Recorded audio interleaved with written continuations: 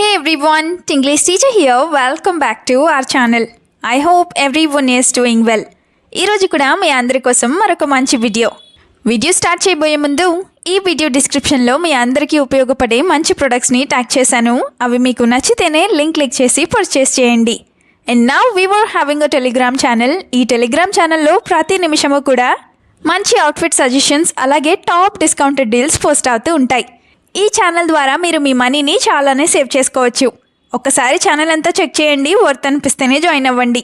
Channel link డిస్క్రిప్షన్లో అలాగే community పోస్ట్లో ఉంది, ఒకసారి చెక్ చేసేయండి. ఇప్పుడైతే మనం ప్రతిరోజు పిల్లలతో మాట్లాడుతూ ఉండే చాలా సెంటెన్సెస్ని ఇంగ్లీష్లో ఈజీగా ఏ విధంగా చెప్పాలో క్లియర్గా ఎగ్జాంపుల్స్తో చూసేద్దాం. సో వీడియోలో ఉన్న సెంటెన్సెస్ మీకు నచ్చితేనే ఒక లైక్ చేయండి. ఇప్పుడైతే ప్రీవియస్ వీడియోలో నేను మిమ్మల్ని 2 క్వశ్చన్స్ అడిగాను కదా, వాటిలో ఫస్ట్ వన్ ఈజ్ అనుకోకుండా. ఈ పదాన్ని మనం ఇంగ్లీష్లో అన్ఎక్స్పెక్టెడ్లీ అని చెప్తాం. Now the second question is చెప్పిందే ఎన్నిసార్లు చెప్తావు. ఈ సెంటెన్స్ని ఇంగ్లీష్లో how many times will you say what you said ఈ విధంగా అడుగుతాం. ఇప్పుడు మీకోసం ఈ వీడియోలో 2 క్వశ్చన్స్ ఉంటాయి కదా, వాటిలో ఫస్ట్ వన్ ఈజ్ చెమటకాయలు. సమ్మర్లో ఇది ఎక్కువగా వింటూ ఉంటాం కదా, సో దీన్ని ఇంగ్లీష్లో ఏ విధంగా చెప్తాం? What do we call this in English? Let me know in the comments. Now the second question for you, which is ఈ పౌడర్ నీ ముఖానికి రాసుకో. ఈ సెంటెన్స్ని ఇంగ్లీష్లో ఏ విధంగా చెప్తామో మర్చిపోకుండా కామెంట్ సెక్షన్లో కామెంట్ చేసి చెప్పేయండి. ఇప్పుడైతే లేట్ చేయకుండా మన వీడియోని స్టార్ట్ చేసేద్దాం. Let's get started. Sentence number 1 of this video is shampoo bottle ఎక్కడ పడేసావు. ఇలా కూడా అంటూనే ఉంటారు కదా, సో దీన్ని ఇంగ్లీష్లో Where did you drop the shampoo bottle? Where did you drop the shampoo bottle? ఈ విధంగా అడుగుతాం. ఇదే సెంటెన్స్ని Where did you throw away the shampoo bottle? ఇలా కూడా అడగచ్చు. Now the first example is What did you do with all the shampoo that was supposed to be in the bottle? What did you do with all the shampoo that was supposed to be in the bottle? అంటే బాటిల్లో ఉండాల్సిన షాంపూతో నువ్వేం చేసావు, లేదా బాటిల్లో ఉండాల్సిన shampoo అంతా నువ్వేం చేసావు, ఈ విధంగా చెప్తాం. Now the second example is If you bath with this much shampoo, all your hair will fall out. If you bathe with this much shampoo, all your hair will fall out.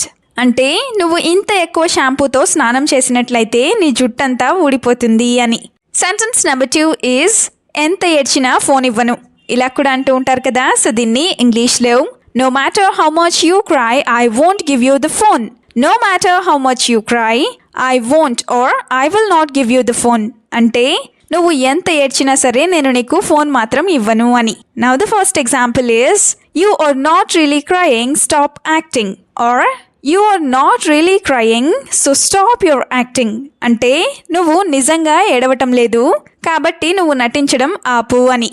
Now the example number 2 is I am annoyed, you need to stop crying now. I am annoyed or I am so irritated, you need to stop crying now. అంటే నాకు చాలా చిరాకుగా ఉంది కాబట్టి నువ్వు ఏడుపుని ఇప్పుడు ఆపేయాలి అని. సెంటెన్స్ నెంబర్ 3 ఈజ్ ఈ అన్నం అంతా నువ్వు తినాల్సిందే. ఇలా కూడా చెప్తూనే ఉంటారు కదా, సో దీన్ని ఇంగ్లీష్లో You have to eat all this rice. You have to eat all this rice ఈ విధంగా చెప్తాం. ఇప్పుడైతే ఎగ్జాంపుల్స్ని చూద్దాం. First one is You don't eat properly every day, that's why you have to eat all this today. You don't eat properly every day, that's why you have to eat all this today. అంటే నువ్వు ప్రతిరోజు సరిగ్గా తినవు కాబట్టి నువ్వు ఈరోజు ఇదంతా తినాల్సిందే అని. Another example is No matter what you say, I won't leave you. No matter what you say, I won't leave you or I will not leave you. అంటే నువ్వు ఏం చెప్పినా సరే నేను నిన్ను వదలను అని. No matter what you say అంటే నువ్వు ఏం చెప్పినా సరే అని. సెంటెన్స్ నెంబర్ 4 ఈజ్ ఎందుకు డల్గా ఉన్నావు.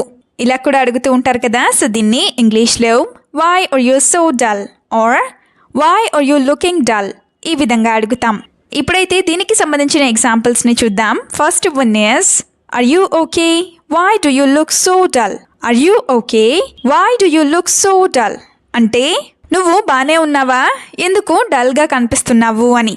ఇదే సెంటెన్స్ని Are you okay? Why are you looking so dull? ఇలా కూడా అడగచ్చు. Now the second example is You shouldn't go out in the sun because you are so dull. Or You should not go out in the sun because you are so dull.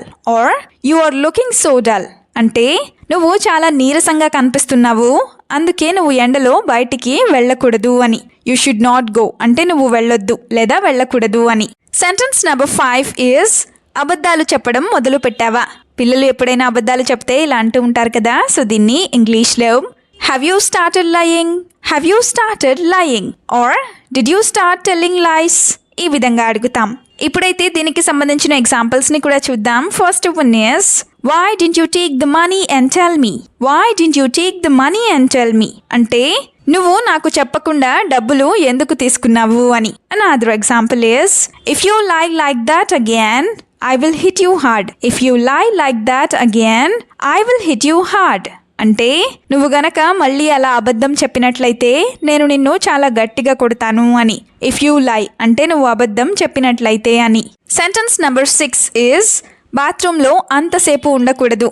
పిల్లలు ఎక్కువసేపు బాత్రూంలో ఉంటే ఇలా అంటూ ఉంటారు కదా. So దీన్ని ఇంగ్లీష్లో don't stay in the bathroom for too long, don't stay in the bathroom for too long or for so long, ఈ విధంగా చెప్తాం.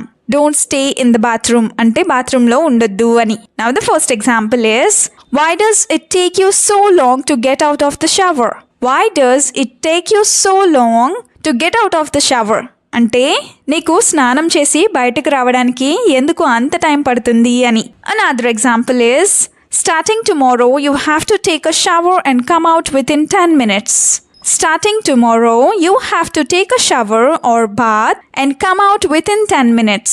అంటే రేపటి నుంచి నువ్వు స్నానం చేసి బాత్రూంలో నుంచి 10 నిమిషాల్లోగా బయటికి వచ్చేయాలి అని. నెక్స్ట్ సెంటెన్స్ ఈజ్ చెప్పులు ఎక్కడ మర్చిపోయావు, ఇలా కూడా అంటూ ఉంటారు కదా. సో దీన్ని ఇంగ్లీష్లో where did you forget your slippers, where did you forget your slippers, ఈ విధంగా అడుగుతాం. వేర్ డిడ్ యూ ఫర్గెట్ అంటే నువ్వు ఎక్కడ మర్చిపోయావు అని. ఇప్పుడైతే ఫస్ట్ ఎగ్జాంపుల్ని చూద్దాం. అదేంటంటే how did you manage to get on the road without shoes, how did you manage to get on the road without shoes అంటే నువ్వు షూస్ లేకుండా లేదా చెప్పులు లేకుండా రోడ్డు మీద ఎలా నడవగలిగావు అని. Now the second example is go and see if your slippers are at your friend's house, go and see if your slippers are at your friend's house అంటే నీ చెప్పులు మీ స్నేహితుడి లేదా మీ ఫ్రెండ్స్ ఇంటి దగ్గర ఉన్నాయేమో నువ్వు వెళ్ళి చూడు అని. Now the last sentence is తినేటప్పుడు సౌండ్ చేయకు, ఇలా కూడా అంటూ ఉంటారు కదా. అయితే దీన్ని ఇంగ్లీష్లో don't make noise while eating,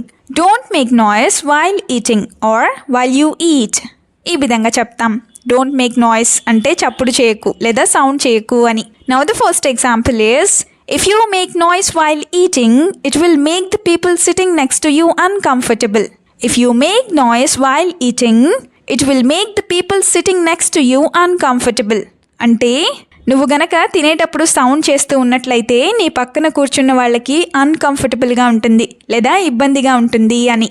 another example is so from now on try not to make noise while eating, so from now on try not to make noise while eating అంటే కాబట్టి నువ్వు ఇప్పటి నుంచి తినేటప్పుడు సౌండ్ చేయకుండా ఉండటానికి ప్రయత్నించు అని లేదా ట్రై చేయి అని. వీడియోని ఎండ్ వరకు చూసినందుకు థ్యాంక్ యూ సో మచ్. వీడియోలో ఉన్న సెంటెన్సెస్ అన్నీ తరచూ ప్రాక్టీస్ చేస్తూ ఉన్నట్లయితే you will become a better and fluent English speaker. ఈ వీడియో మీకు ఏ విధంగా అనిపించిందో మీ ఫీడ్బ్యాక్ని మాత్రం తప్పనిసరిగా కామెంట్ సెక్షన్లో కామెంట్ చేసి చెప్పండి. We'll meet you again with the useful and interesting video. Until then, keep learning, keep practicing and keep supporting Tinglish Teacher. Have a good day. Bye-bye.